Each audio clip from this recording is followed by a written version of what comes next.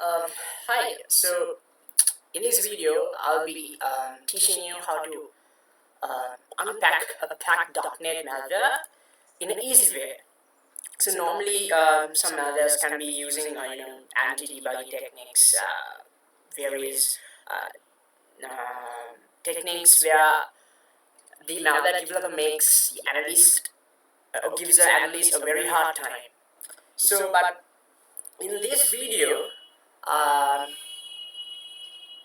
will do a small demonstration on how to unpack a .NET one. So this will be my malware sample, which is a remote access Trojan, the async one, the most if y'all know, So I'll use detect it easy to find any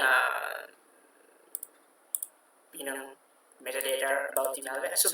So in this the starting point of malware is, you just need to gather information, or the offensive reconnaissance of malware or reverse engineering is, finding what are the imports, what is the entropy level, what is the byte, the architecture, what kind of languages they have used, the compilers they have used to compile. That is basically called, in my own perspective, it's called offensive reconnaissance in malware analysis. So here you can see that it has used it's a .NET based one, and set it a bit, and if you go and click entropy, you can see the text. It says it's packed, so this part is packed. Normally in a software, or if you take a so even though you call it a software or malware is a coded program, which is, you can call it a software too. So almost all softwares use these kind of headers. So .text is where the programmer stores the whole code. So as you can see, this status has identified as this malware has been packed, right? So here, as you can see, it's a .NET based one. So I'm going to use DnSpy and DnSpy x86, since it's a 32-bit one. I'll be using that to try to understand and try to decompile the malware. So if you go to .NET and open DnSpy x86,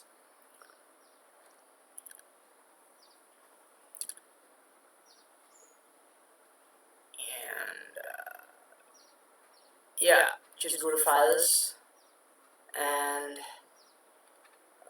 open extract. Cool. We can close this down. So if you just expand this, you can find these kind of gibberish, or basically obfuscated, right? These functions are already obfuscated. If you just go click on utility.exe, right click,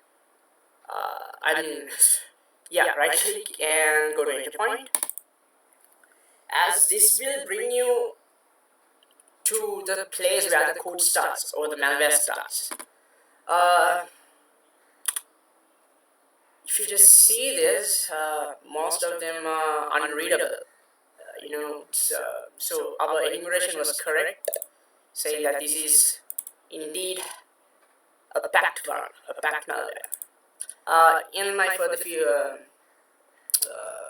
videos, I'll be teaching you what packers are and how these developers pack these softwares to evade detection. So, but for this video, we'll just focus on how to unpack a packed malware easily, a .NET based one, right? If you just take a look at this, it's just, you can't understand anything. You can... Oh, okay, here, this is something interesting. If you just... says this variable goes to this utility of the main val, is replacing with the exe with the null byte, run runtime directory. So it's using CLR, the runtime. Okay, and also we can see another file as pet ASP.NET compiler. Okay, if you scroll down, you can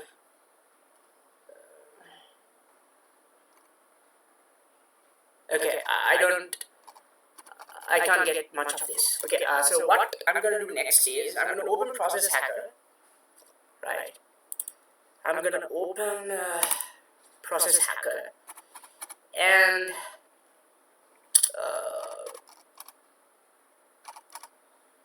try to execute the remote access Trojan. So, hoping that I will get something interesting. So, I just run this, and okay, so here you can see it has started the process, right? And if you just click that, oh, okay, there you go. He just dropped as a child process ASP.NET underscore compile.exe. So, is this where is that go? Okay, so that is a self-deleting malware. Interesting. Okay, I think this one is the unpacked one. Yeah. ASP.NET compile.exe is the unpacked malware, and also it has been dropped by the remote access Trojan. So, what we can do next is we can attach this process to DnSpy and no, okay, wait. Before that, we can just get some information about it. Just right click, go to properties, and just go to statistics, general. What are the modules that we used?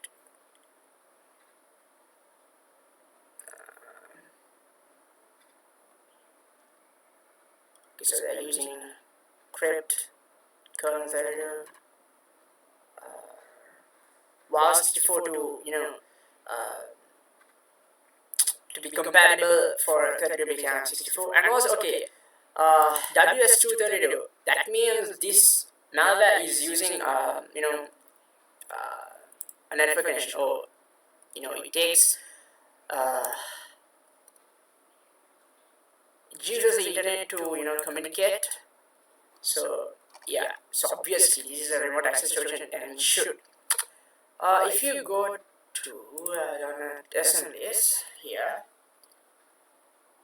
you can see that the file name is called Vic, but the file path says the file is ASP.NET compile.exe,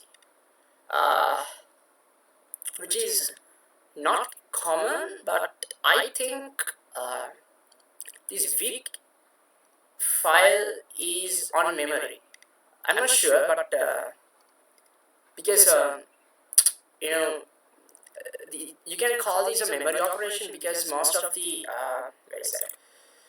most of the developers now create memory-based malwares because it can bypass any kind of XDRs, and they can do this. So I'm not sure, but we can try attaching the process to DnSpy, and we can just see what it does. Go to debug, attach to process, and there you go, ASP.NET, and click attach.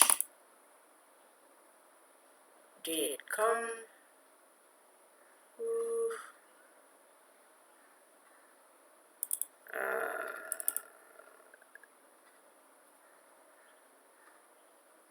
Yeah, okay, and go to debug, Windows, modules. Click on that, and as you can see that there is indeed ASP.NET compiler, and what you can do is Let me see.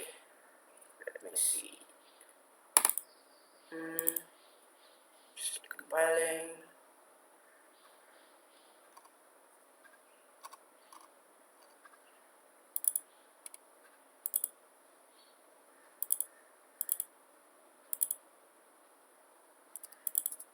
Okay.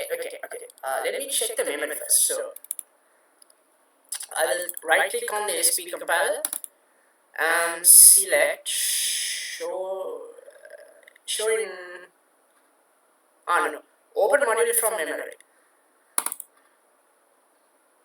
Okay, what happened? There you go. You can close this. You can close utility, and we found the vic.txt. So I was correct. So that vic is the only file which is operating in the memory to evade detection. Utility is just a packed malware, and this is the unpacked one. So vic or the ASP NET compiler is the unpacked malware, and the utility is a packed one. So I think ASP compiler is renaming itself. I'm not sure about it. So expanding this. Oh wait, let me just right click and go to entry point. Entry point. Okay.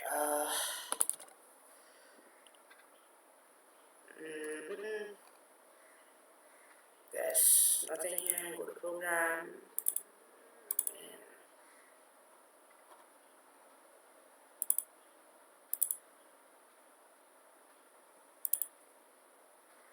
Okay, right. So in the unpacked malware, you can see that it's using AES256, right?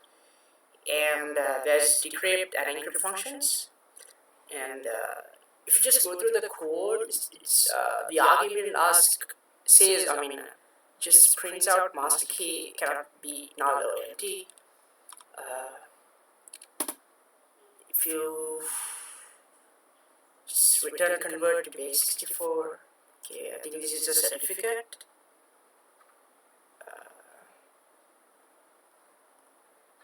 Okay, generate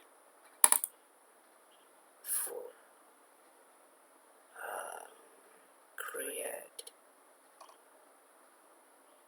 Go to create decryptor. Anything? Nope. Go back.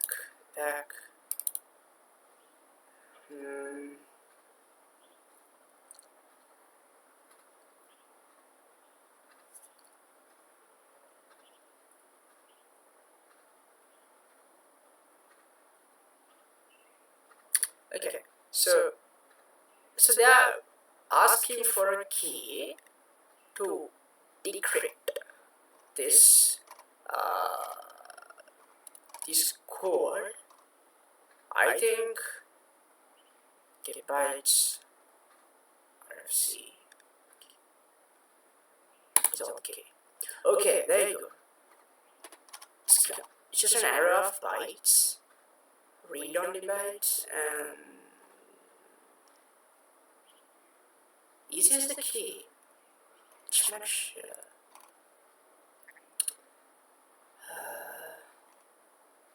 Okay, wait. Let me just go back and expand. Okay, there's something called set register. Something to do with registers.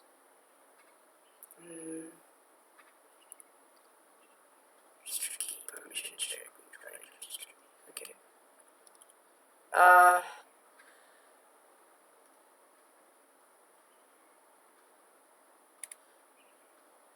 So you can see that they are basically editing the registry keys in a system to maintain persistence.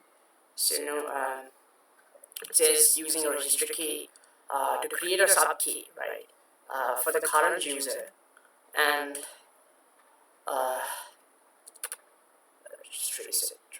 and also, so delete the current user's registry key and create a new subkey. Okay. So this is used to maintain persistence. Create subkey. What does it do? Subkey check mark.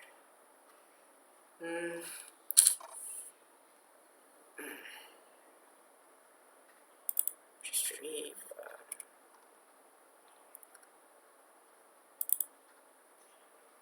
Create assembly object.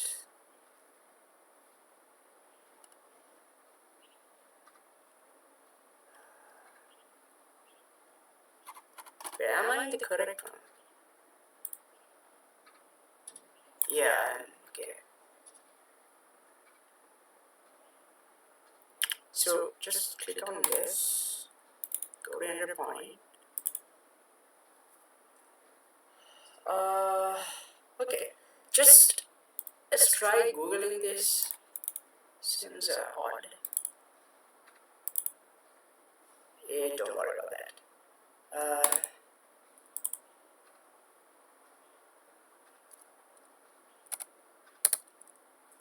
What is that?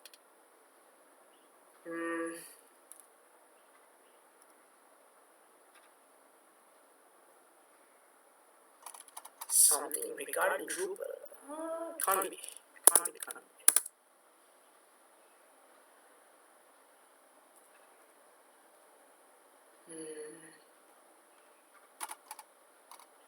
How about .NET Malware? Okay, there you go. Something regarding this. That's incorrect.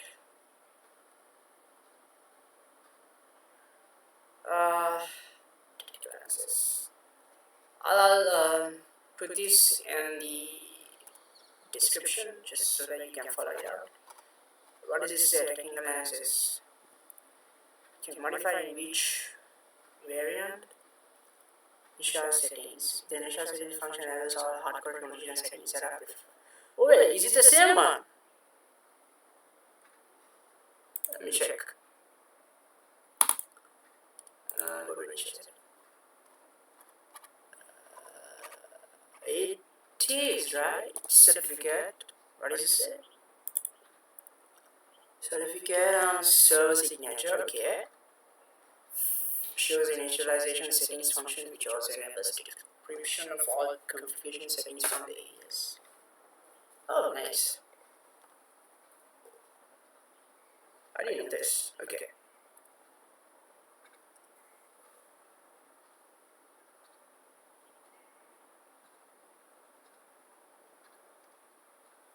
So, okay, as I previously showed you, there's a function to verify the hash, compute hash, and also this RFC to another thing is a decryption routine for all hardcode configuration settings.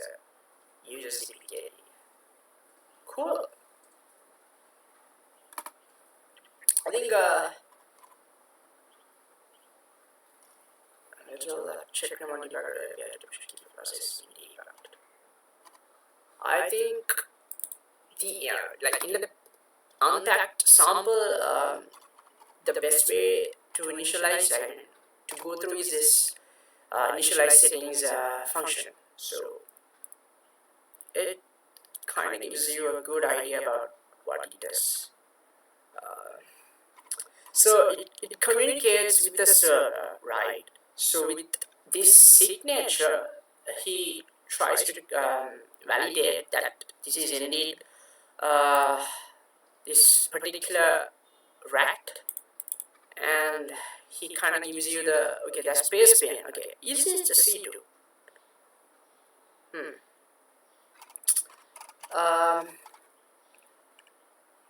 Can go to key. Nope. Those are methods. I mean classes. Can go to main. And create mutex. Okay, mutex is kind of a particular signature to identify where the malware is for the malware developer, and which is also we can use to track down malicious threat actors, and this is kind of a signature for the developers or the malware developers. So what he does is mutex control contact Topic static plus mutex. Okay. Security. Filter to native. Okay.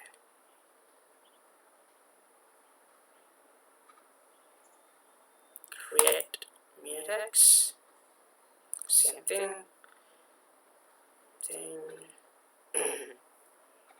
I think he's generating a mutex. You know, if it's not null, it's invalid, and I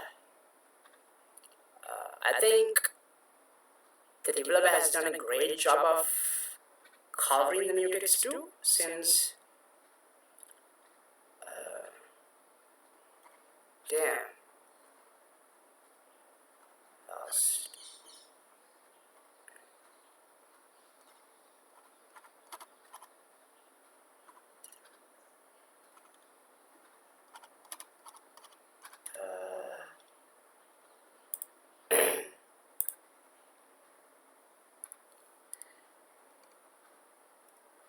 Right, so I mean, you can go through the code. You know, I'll put the hash and the link where to get the sample in the description.